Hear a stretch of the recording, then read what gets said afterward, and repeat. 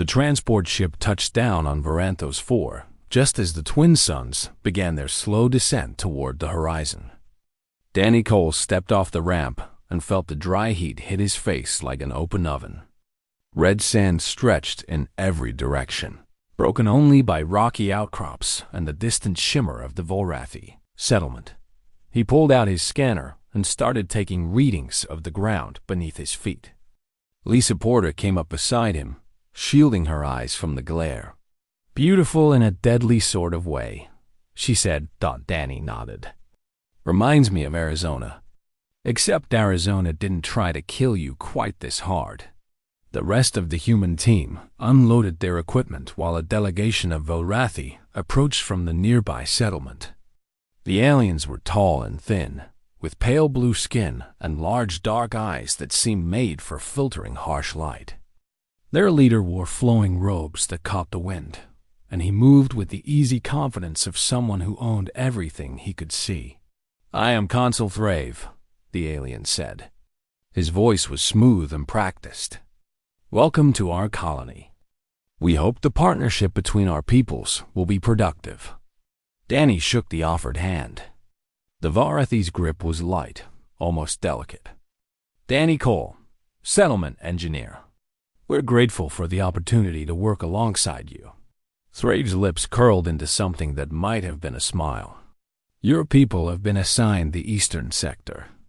I trust you will find it adequate." The eastern sector turned out to be a flat expanse of nothing. No structures, no foundations, just endless red sand baking under the suns. Danny loved it. "Perfect," he said, already making notes on his tablet. "Good drainage angle. Solid bedrock about 15 meters down. We can work with this."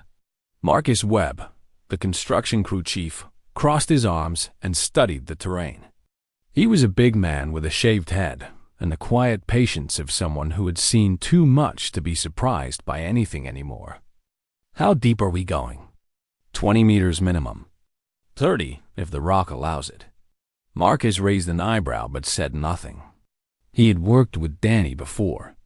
He knew better than to question the man's building instincts. Over the following days, the humans began their work. Heavy drilling equipment carved into the earth while teams reinforced the walls with triple-layered alloy plating. The shelter took shape slowly, growing downward like roots seeking water. The Volrathi watched with growing amusement. Their own structures were elegant domes of crystalline material, rising from the sand like soap bubbles frozen in time. They caught the light beautifully and kept the interiors cool through some advanced thermal exchange system that Danny did not pretend to understand. They were also, he noticed, only anchored about 2 meters into the ground. Engineer Kosseth visited the human construction site on the 4th day. He was younger than Thrave, with a curious tilt to his head that suggested genuine interest rather than mere politics. He watched the drilling for several minutes before speaking. "Forgive my confusion," he said, "but what exactly are you building?" "Shelter," Danny replied without looking up from his work. "Shelter from what?" "From whatever decides to try and kill us." Kosseth made a sound that Danny had learned was Volrathi laughter. "We have lived on desert worlds for over 1,000 years, human. The sand is not our enemy. It is simply our home." Lisa walked over, wiping dust from her face. "On Earth, we had something called the Dust Bowl, storms that buried entire towns. People choked to death in their own homes because the air became more dirt than oxygen. How unfortunate for your primitive ancestors," Kosseth said. There was no malice in his voice, just the simple certainty of someone who had never needed to fear the sky. "But our weather satellites monitor every pressure system on this planet. We would know days in advance if any significant storm was approaching." Lisa frowned but said nothing. She had already tried explaining her concerns to the Volrathi meteorological team. They had smiled politely and shown her decades of weather data, all of it calm, all of it predictable. But something in her gut refused to settle. The shelter grew deeper. Blast doors arrived from the human cargo ship. Massive slabs of reinforced metal designed to seal tight against anything short of a nuclear explosion. Marcus supervised their installation personally, checking every bolt and hinge twice. Elder Mivreen came to observe one afternoon. She was ancient by Velrathi standards. Her blue skin faded to a pale gray, but her eyes remained sharp. She leaned on a curved walking staff and watched the humans work in silence for nearly an hour. "You fear this world," she finally said. Danny stopped working and turned to face her. "No, Elder. We respect it. Is there a difference? Fear makes you run. Respect makes you prepare." Mivreen considered this for a long moment, then simply walked away without another word. By the end of the second week, the shelter was nearly complete. It descended 32 meters into the bedrock, with reinforced walls capable of withstanding pressures that would crush a standard habitat. The air filtration system could handle particulate concentrations 10 times higher than any recorded storm on Varantos 4. The water recyclers would keep 100 people alive for 6 months. The medical bay had everything Amy Sanders could think to request, and she had requested a lot. Consul Thrave accepted Danny's invitation to tour the facility. He walked through the corridors with his hands clasped behind his back, nodding politely at each feature Danny explained. "Impressive," Thrave said when the tour concluded. "Excessive, perhaps, but impressive. We prefer to call it thorough." Thrave's thin smile returned. "Your people have a saying, I believe. Something about preparing for rain? Hope for the best, prepare for the worst." "Indeed.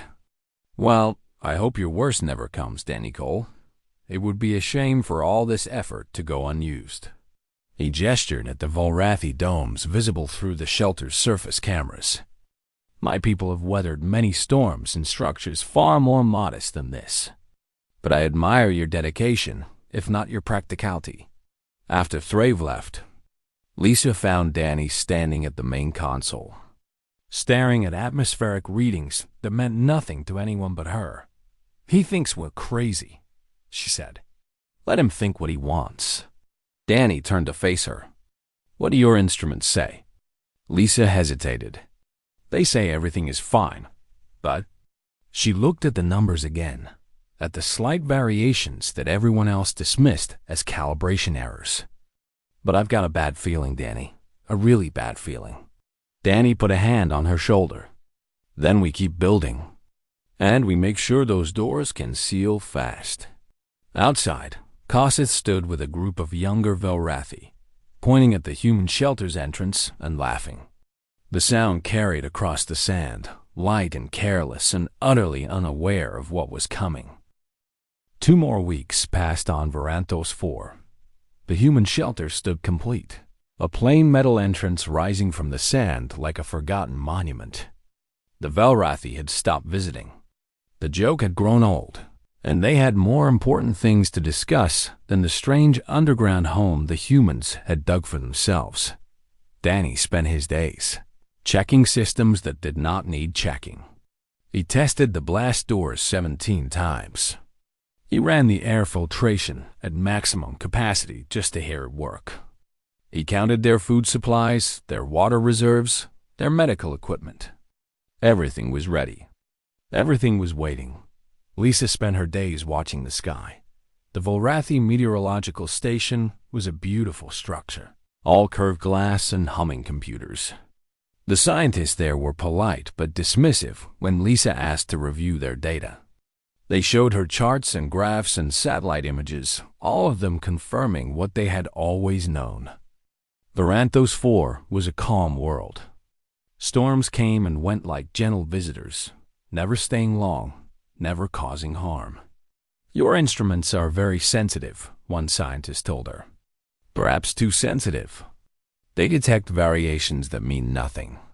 Lisa nodded and smiled and returned to her own equipment. She did not tell them about the pressure differentials she had been tracking for 3 days. She did not explain that the numbers reminded her of something she had only seen in Earth's historical archives. in records from before humanity learned to predict and prepare. She did not tell them, because they would not believe her. Marcus noticed the animals first. He had developed a habit of walking the perimeter each morning, checking for any damage from the nightly temperature drops. On the 18th day, he returned with a troubled expression. "The burrowers are gone," he said. Danny looked up from his tablet. "Gone where?" "Deep. Deeper than I've ever seen them dig. And the flying things, those little lizard birds, they haven't come out of their caves in 2 days." Amy joined the conversation, her medical kit slung over one shoulder. "Animals know things.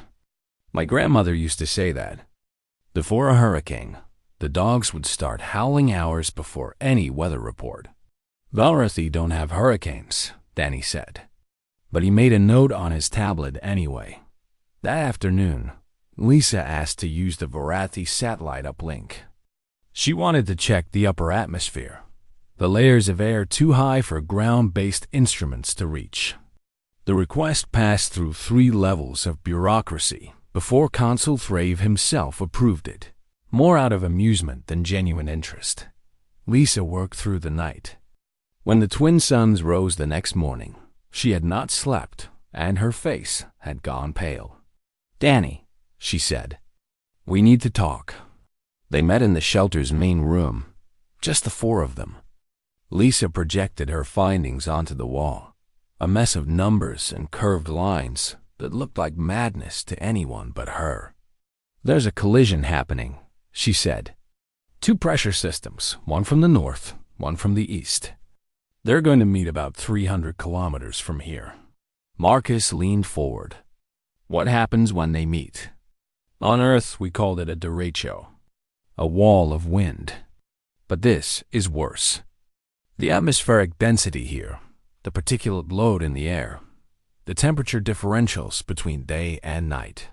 Lisa took a shaky breath.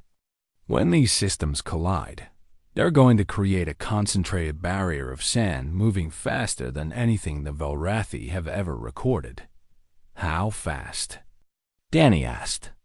"My models say 400 kilometers per hour. Maybe more."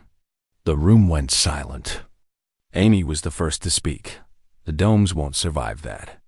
"No," Lisa agreed. "They won't." Danny was already moving toward the door. "I need to talk to Thrave." Consul Thrave received him in the administrative dome, a grand structure filled with curved furniture and soft lighting. He listened to Danny's warning with the same polite patience he had shown during the shelter tour. "Your scientist is talented," Thrave said when Danny finished. "But she is also young and unfamiliar with our world. We have monitored this planet's weather for generations. Such an event has never occurred. On Earth, we had a saying, 'There's a first time for everything.'" Thrave's expression cooled slightly.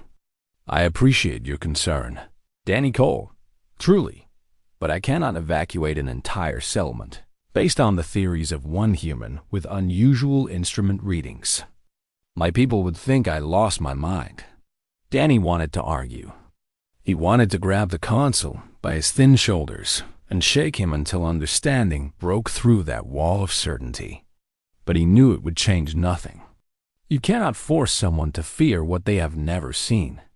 "At least let me leave the shelter doors open," Danny said.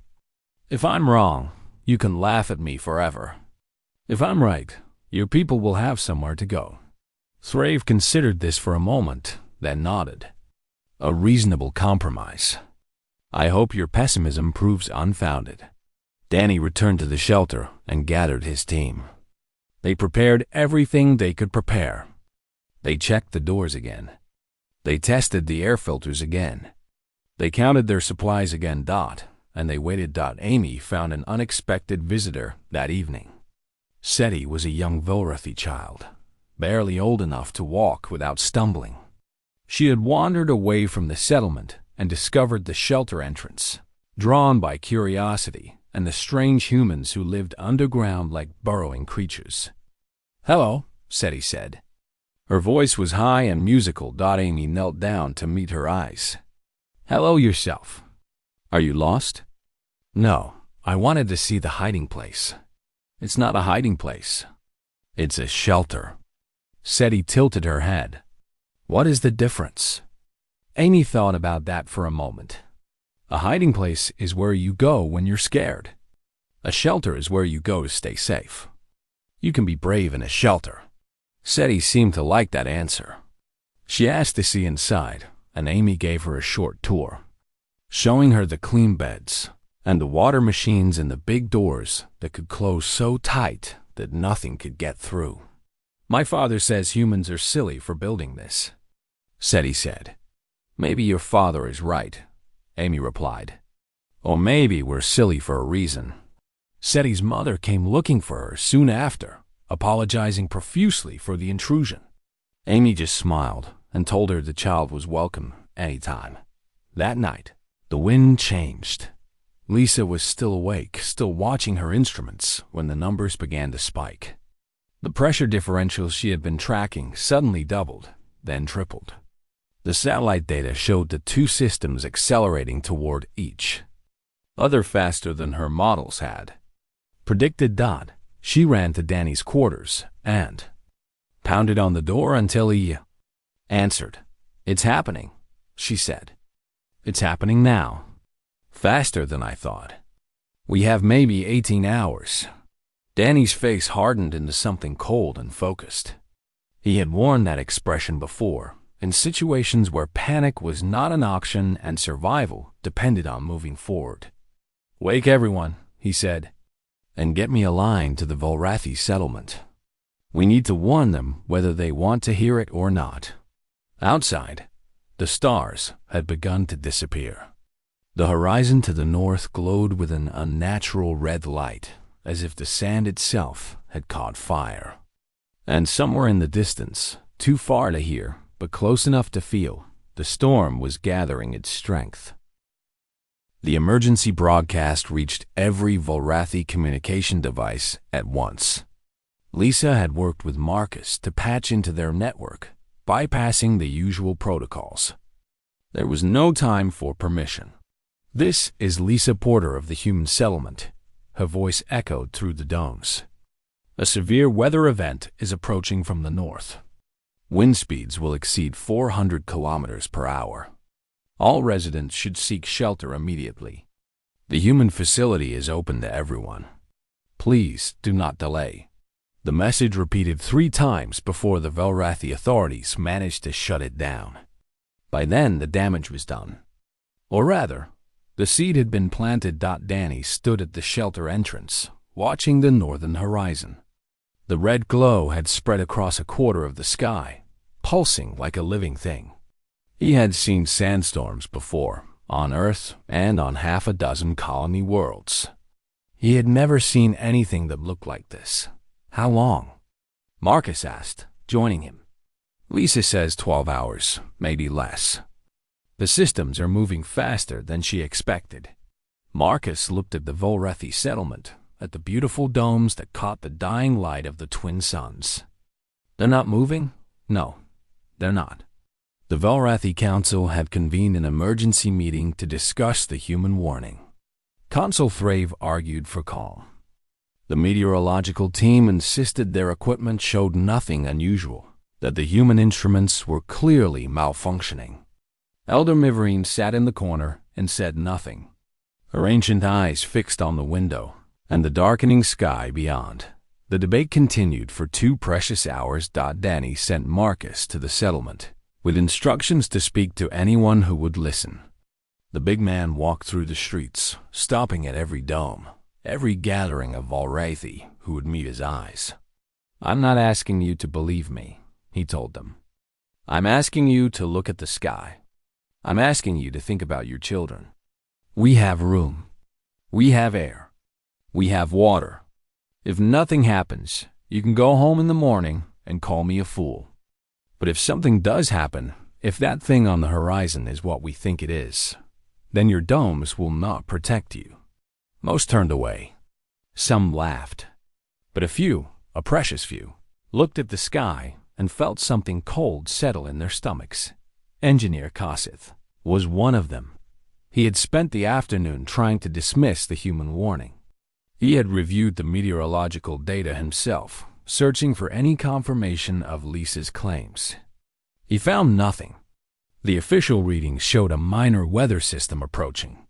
Nothing more odd, but then he looked at the horizon, at that pulsing red glow that grew brighter with each passing hour, and he remembered something his grandmother had told him as a child.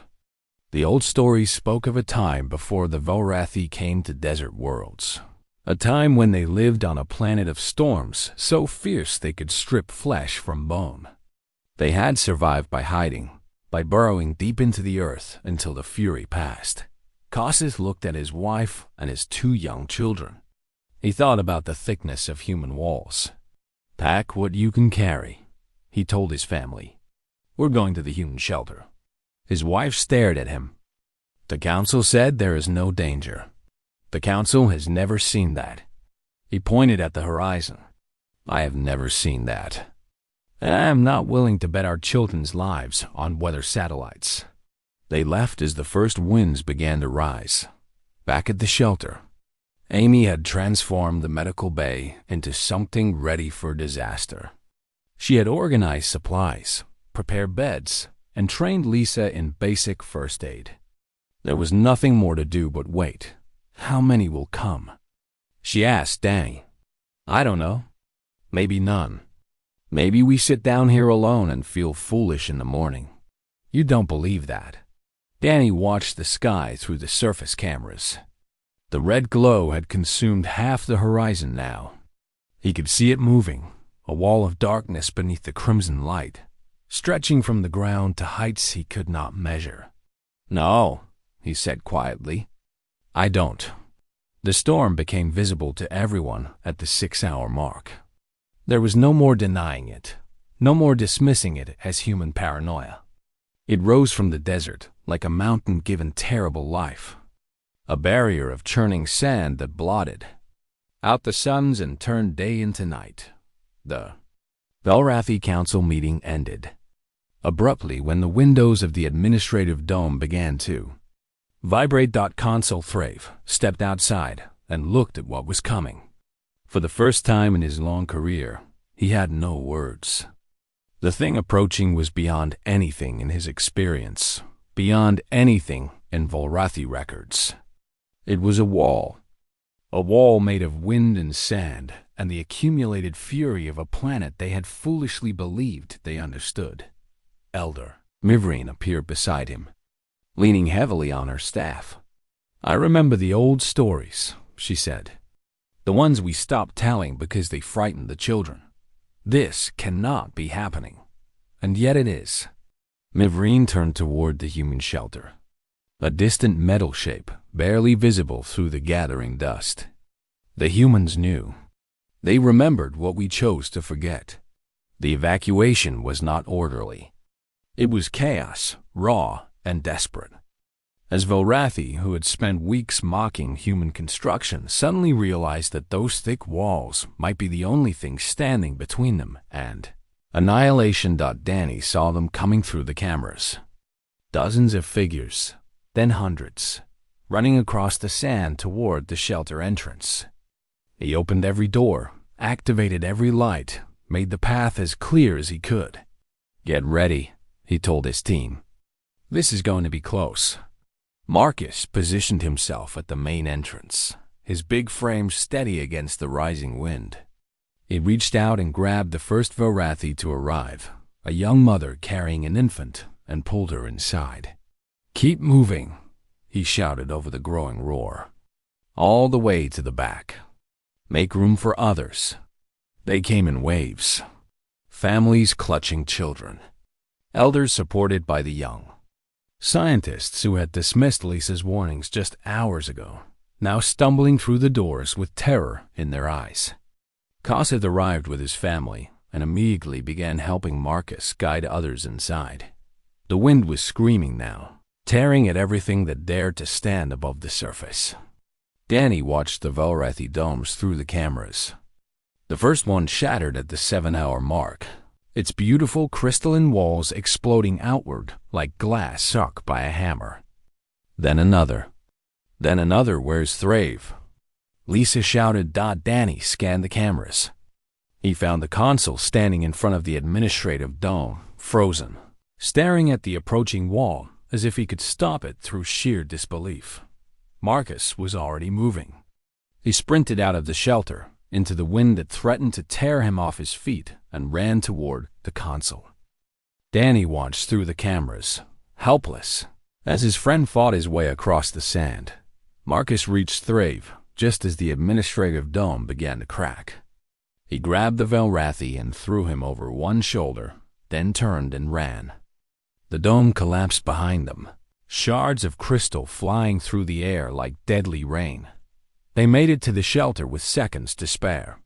Marcus shoved Thrave through the door and stumbled in after him, blood running from a dozen small cuts on his arms and face. "Close it," Danny ordered.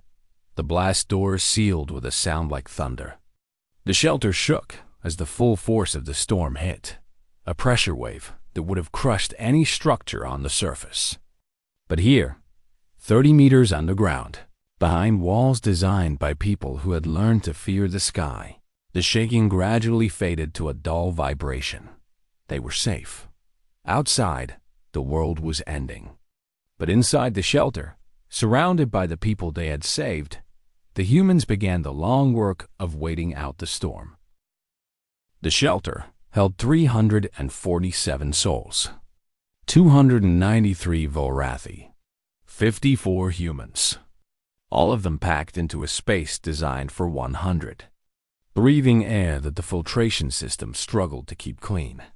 Danny moved through the corridors like a ghost, checking on groups, answering questions, solving problems that seemed to multiply with every passing hour. A child needed water. An elder needed a place to sit. A family had become separated in the chaos and needed help finding each other. He handled each crisis with the same calm focus, never raising his voice, never showing the fear that lived in his chest like a cold stone. The sound of the storm was constant, a roar that penetrated even 30 meters of rock and metal. It was not like wind. It was like standing inside a machine, a grinding, howling machine that wanted nothing more than to tear apart everything it touched. Lisa monitored the sensors from the main control room. Her face was pale, her eyes red from hours without sleep, but she refused to leave her post. "Wind speed is holding at 420 kilometers per hour," she reported. "Particulate density is off the scale. The air out there is more sand than oxygen." "How long?" Danny asked. "I don't know. The model said 6 hours. We're already past 8. Marcus sat in the corner of the control room, letting Amy clean the cuts on his arms. He had not spoken since bringing Consul Thrave inside. The Velrathi leader was somewhere in the shelter, surrounded by his people, probably trying to explain how he had failed to see this coming. "You saved his life," Amy said quietly. "He would have died out there." Marcus shrugged. "He would have done the same for me, would he?" Marcus did not answer. The truth was, he did not care whether Thrave would have returned the favor. That was not why he had run into the storm. He had run because leaving someone to die was not something he knew how to do. In the medical bay, Amy worked without rest. The injuries were mostly minor, cuts from flying debris, bruises from falls during the panicked evacuation, a few broken bones from people trampled in the rush to reach safety. She treated each patient with the same gentle efficiency, speaking softly, offering comfort with every bandage she applied. Elder Mivreen found her there, sitting beside a young Velrathi mother whose arm had been badly cut by shattered dome material. "You work without stopping," Mivreen observed. Amy shrugged. "There's work to be done. Your shelter could have closed its doors. You could have saved only your own people. That's not how we do things." Mivreen was silent for a long moment. When she spoke again, her voice was different, softer, as if the words cost her something to say. "I have lived for 112 years. I have seen my people spread across a dozen worlds. I have watched us build great things and claim great victories, but I have never seen anything like what your people did today." She paused. "We mocked you. We called your shelter a farce. And when death came, you opened your doors and pulled us inside anyway." Amy met the elder's eyes. "We're all just people trying to survive. It doesn't matter what shape we are or what color our skin is. When the storm comes, you help whoever needs helping." Mavreen nodded slowly. "Your people learned this lesson a long time ago, I think.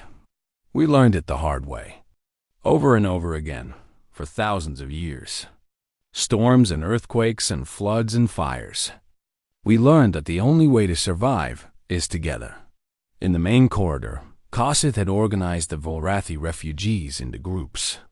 He moved among them, distributing water from the shelter supplies, helping families find space to sit, keeping children calm with quiet words and gentle humor.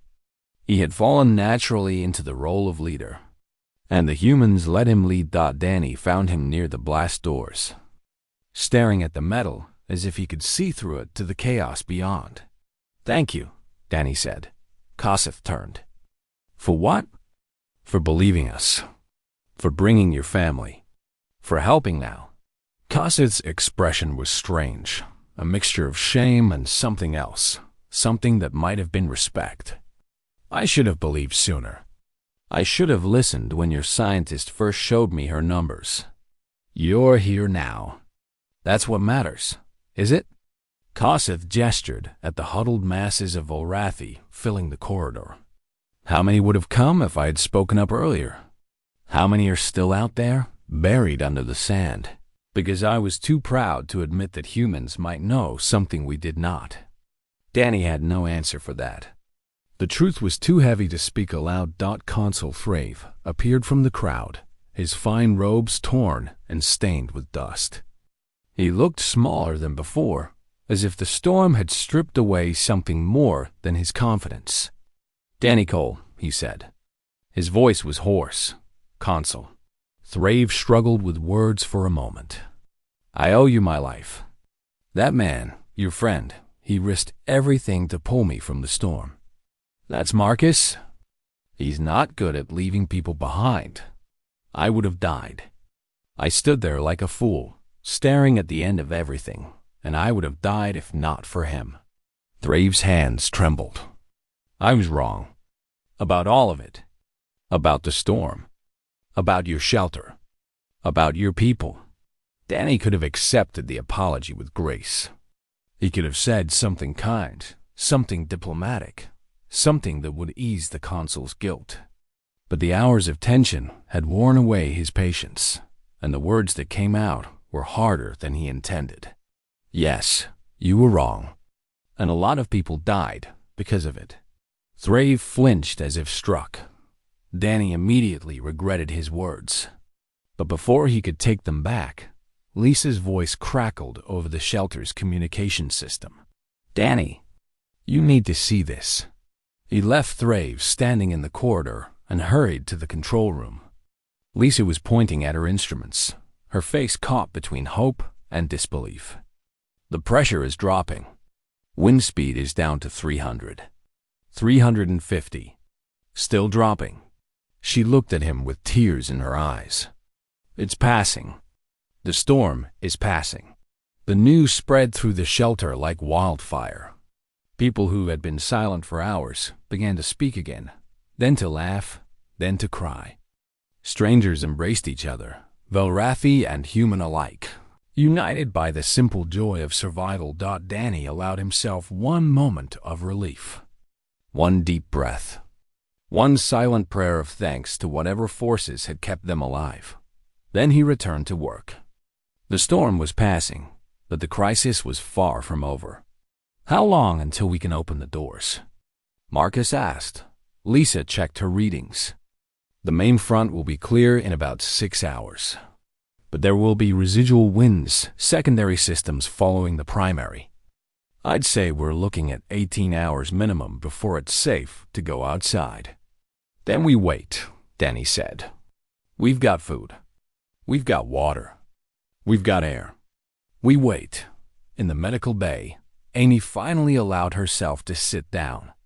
Her hands were shaking, the delayed reaction to hours of constant work finally catching up with her. She felt someone settle onto the bench beside her and looked up to find young Seti, the Volrathi child she had shown around the shelter days ago. "You kept us safe," Seti said. "Like you promised." Amy managed a tired smile. "That's what shelters are for." My father doesn't laugh anymore. He says humans are very smart. That's kind of him. Seti leaned against Amy's shoulder, small and warm and alive. "I want to build shelters when I grow up. Strong ones, like yours." Amy put an arm around the child and held her close. Outside, the storm still raged, but its fury was fading. They had survived the worst. Now they just had to survive the waiting. The silence woke Danny from a sleep he did not remember falling into. He had been leaning against the wall of the control room, his body finally surrendering to exhaustion after 20 hours of constant crisis. Now he sat up and listened to the absence of sound, the missing roar that had been his companion through the longest night of his life. "It's over," Lisa said. She was still at her station, still watching the instruments, but her voice had lost its tension. "Wind speed is down to 40 kilometers per hour. Particulate density is dropping fast. The storm has passed." Danny stood and stretched muscles that had forgotten how to relax. "How long was I out?" 3 hours. "Marcus ordered you to sleep. He said if you didn't rest, you'd collapse, and then who would give everyone orders?" Despite everything, Danny smiled. "Sounds like Marcus." The shelter stirred to life around them. People who had slept in corridors and corners began to wake, to stretch, to whisper questions about what came next. The fear had faded during the long hours of waiting, replaced by a strange calm, the quiet that comes after surviving something unsurvivable. Danny made his way to the blast doors. Marcus and Kosith were already there, along with a growing crowd of humans and Volrathi who wanted to see what remained of their world. "Are we ready?" Danny asked up. Marcus nodded. "Cameras show clear skies. Some residual dust, but nothing dangerous. Then, let's see what's left." The blast doors opened with a low, grinding sound, releasing a rush of stale air that carried the smell of sand and something else, something burnt and ancient. Daylight flooded in, bright and harsh after so many hours. Underground. Danny was the first to step outside. The landscape had changed completely. Where there had been flat desert, there were now dunes, great rolling waves of red sand that had not existed before the storm. The sun hung in a sky scrubbed clean of clouds, almost painfully blue after the red darkness of the previous day. But it was the Volrathi settlement that drew every eye. The domes were gone. Not damaged, not collapsed, but gone, scoured away as if they had never existed. Where elegant crystalline structures had risen from the sand, there was nothing but bare rock and scattered debris. The storm had erased 1,000 years of Volrathi engineering in a single night. Consul Thrave emerged from the shelter and stopped beside Danny. For a long moment, neither spoke. There was nothing to say. Then Thrave dropped to his knees. It was not a gesture of worship or submission. It was simply the collapse of a man who had finally understood the magnitude of what he had lost and what he had almost lost. His people, his world, the certainty that he understood anything at all. Danny knelt beside him. "We can rebuild. How?" Thrave's voice was broken. "Everything is destroyed. Our equipment, our supplies, our homes. The shelter has food for 6 months. Water recyclers that can support everyone here. Medical supplies, tools." Danny put a hand on the Volrathi's shoulder. "We start with the basics. Shelter, water, food. Then we work our way up. You would share all of that? After how we treated you." Danny looked at the huddled masses of Velrathi emerging from underground, blinking in the harsh sunlight, clutching children and elders, alive when they should have been dead. He thought about the weeks of mockery, the dismissive smiles, the gentle condescension that had met every attempt to warn them. Yes, he said, we would. The recovery began that same day. Humans and Velrathi worked side by side, clearing debris, salvaging what could be salvaged, establishing temporary camps near the shelter entrance. There was no discussion of who should lead or who should follow. There was only the work and the shared need to survive. Elder Mivreen called a gathering on the third day. She stood on a rise of sand, her ancient body supported by her curved staff, and addressed the assembled colonists with a voice that carried across the desert. I have lived through many challenges, she said. I have seen my people face hardship and emerge stronger. But I have never seen us humbled so completely or saved so freely by those we had scorned. She turned to face Danny and his team. The humans came to this world as our partners, and we treated them as curiosities. They built a shelter, and we called it foolish. They warned us of danger, and we called them paranoid. They opened their doors when death was at our backs, and we stumbled inside without thanks or understanding. Mivreen paused, her dark eyes sweeping across the crowd. We were wrong, not just about the storm, but about everything. We believed that 1,000 years of experience made us wise. We forgot that wisdom is not about knowing everything. It is about knowing what you do not know. She pointed at the shelter entrance. From this day forward, humans will lead all construction on Varanthos 4. Their methods will become our methods. Their caution will become our caution. We will learn from them as equals, not as masters tolerating the quirks of a younger species. The Velrathi did not cheer. It was not their way. But Danny saw nods of agreement, saw the shame on faces that had laughed at human paranoia just days ago, saw the beginning of something that might eventually become respect. Later that evening, Kosseth found Danny standing near the shelter entrance, watching the twin suns set over the transformed landscape. I owe you an apology, Kosseth said. More than an apology. I owe you a debt I can never repay. Danny shook his head. You don't owe me anything. You listened when it mattered. You brought your family inside. You helped save lives during the evacuation. I should have listened sooner. Maybe. But you're here now. That's what counts. Kosseth was quiet for a moment. Will you teach me how to build like humans build? Danny looked at the Velrathi engineer, at the sincere curiosity in his eyes, at the humility that had replaced arrogance. He thought about all the worlds humanity had colonized, all the storms they had survived, all the lessons written in blood and suffering across thousands of years of history. I'll teach you everything I know, he said, and you'll teach me what you know. That's how it's supposed to work. In the medical bay, Amy was finishing her rounds when she felt a small hand tug at her sleeve. Seti stood there, her young face serious. I told my father I want to be a builder, Seti said. He said humans would teach me. Amy smiled and knelt down to meet the child's eyes. You can be whatever you want to be.